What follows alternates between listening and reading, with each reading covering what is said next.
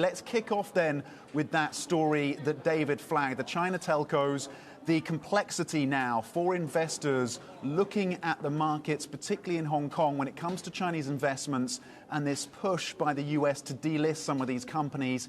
How complicated does it make it for investors? How much of a cloud will it be going forward?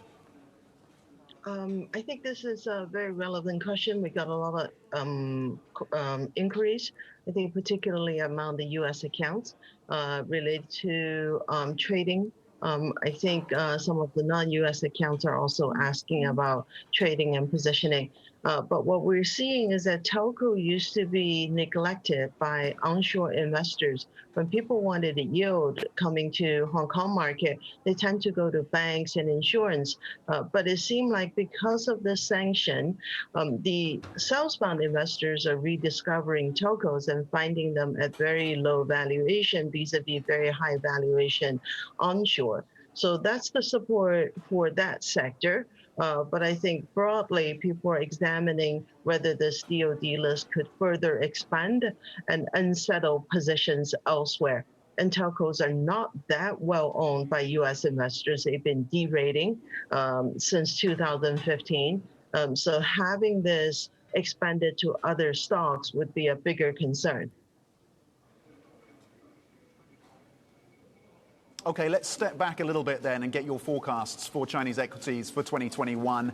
We saw upside of about 20%, more than 20% for 2020 for the CSI 300. What are your targets when it comes to the CSI 300 for 2021 and the MSCI China? How much more upside?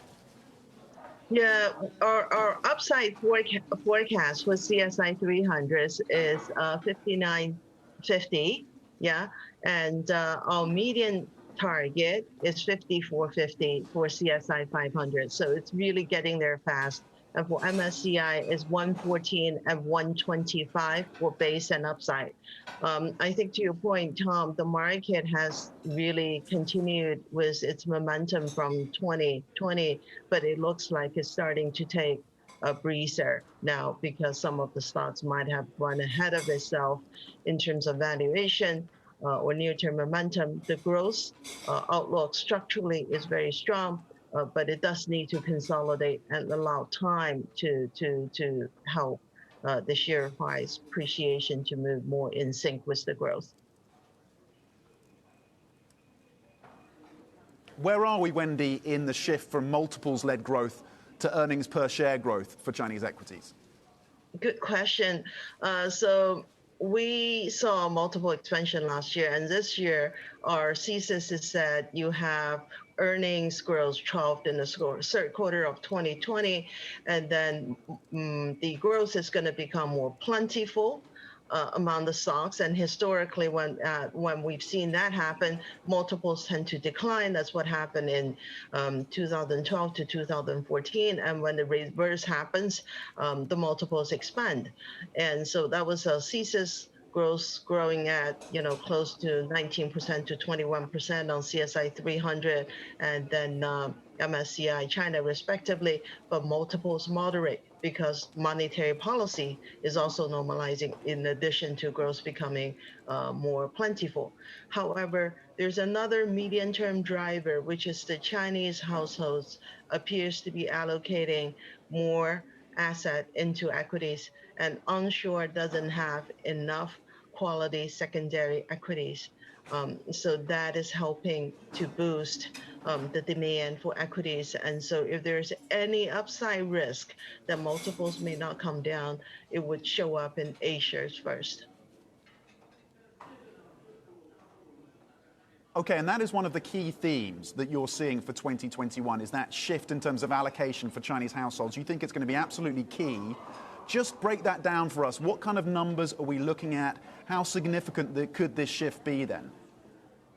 Yeah, but that is a very significant trend on a generational basis. UBS estimates that the Chinese household had about 70 trillion US dollars in household assets, and about 17% of that is invested into funds, insurance, and straight equities. And we forecast that by 2022, we're going to see that base for the 17% rising to 19%, and the net increase for those three categories by $4 trillion.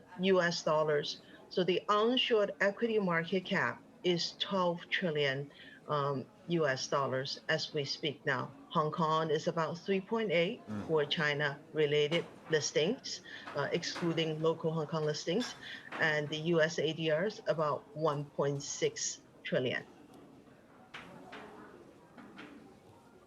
Okay, Wendy, where does all of that leave then your sector preference as you look ahead to the rest of this year?